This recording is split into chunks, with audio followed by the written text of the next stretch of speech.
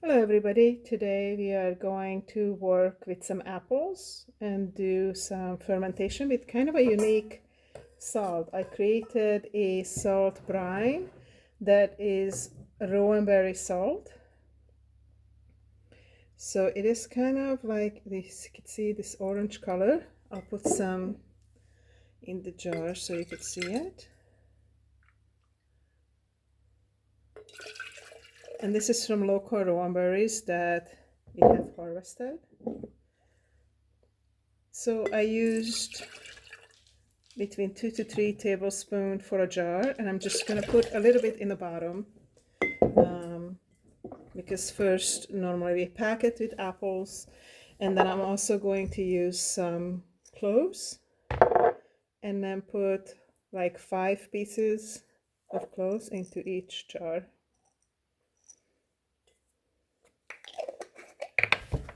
And it's been just like 2 or 3 weeks since I've been doing the apple fermentation process, and we had a lot of apples that we have fermented or had in a property. They're not pretty looking, but all those parts could be cut off. And I'm just going to use this fun kind of cutter as well as the knife to cut up the apples. And then I use the leftovers. I just collect them in a big bin because they are going to go to our chickens. So I'm quartering the apples.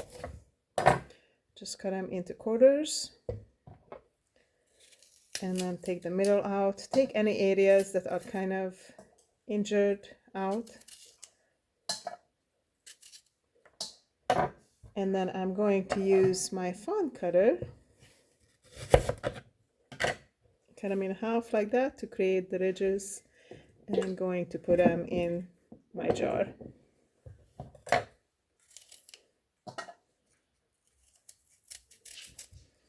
I'm also going to open one of the first jars that I have created like this.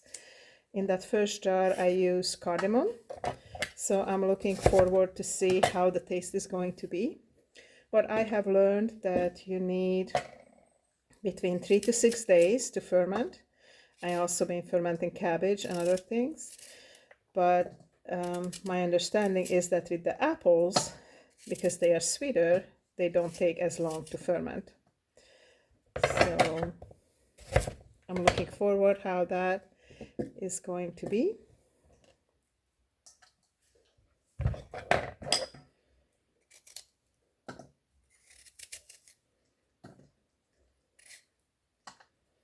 And sorry, I do not have the best spot for the camera so you guys actually could see how I cut the apples, but it's just cutting apples. So it's really not rocket science. Cut them in half and then quarter them and take out the scraps or any injuries. And I just use this fun tool just because I love the idea of creating these ridges and just make the apple a little bit more unique. And I love this new idea of fermenting the apple because that is something different. I have not done this in the previous year, and luckily we had a nice big crop of apples. And this is just one other way to create a healthy snack and use the apples.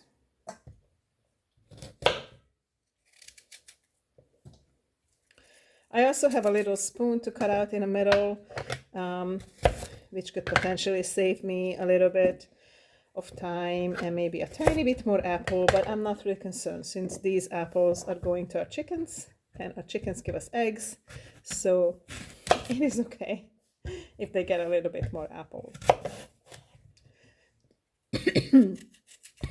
Earlier I also gave some apple to the puppies that we have. We have 3 dogs and they were kind of rambunctious and wanted to do something, so they got 3 small apples. So they've been playing with the apple. As you see, I'm just putting them into the jar, and I think it's going to be a lot of fun. I also made ink from the rowan berries for my art project, so I'm kind of curious if it's going to color somewhat of the apples to this slight orange color, which I think is going to be a lot of fun. So why not?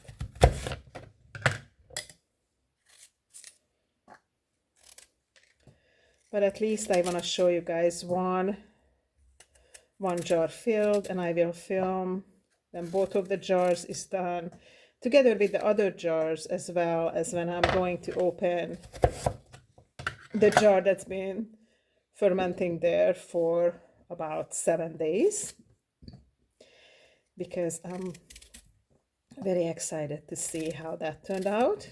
And with that one, I just used Himalayan rock salt and cardamom. And this salt that I use now, the rowan berry salt, was locally harvested the rowan berry and then froze the rowan berry, because the rowan berry have some chemicals that need to get rid of, and the freezing process does that. So he froze the rowan berries and then dried them in a dryer for like 3 days, because you have to dry them in a low temperature, like 105 degrees.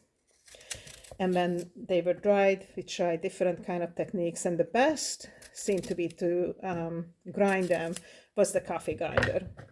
So we ground them in the coffee grinder and then added the Himalayan rock salt to them.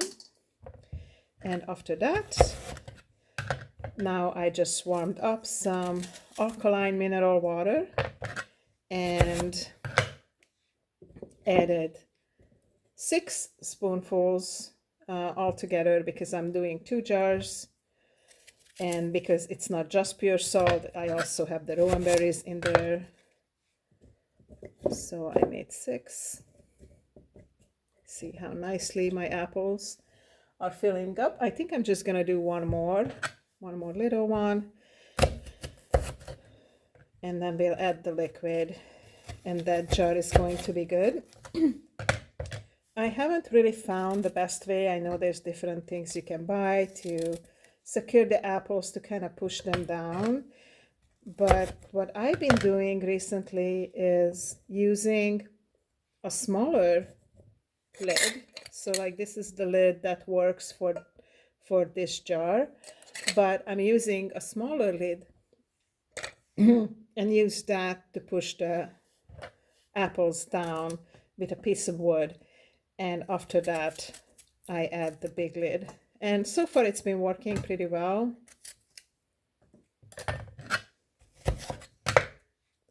Trying to pack these apples down as much as possible, push them down. So I have just another half of this little apple here that I'm going to add. And then I think we are going to be good in this jar.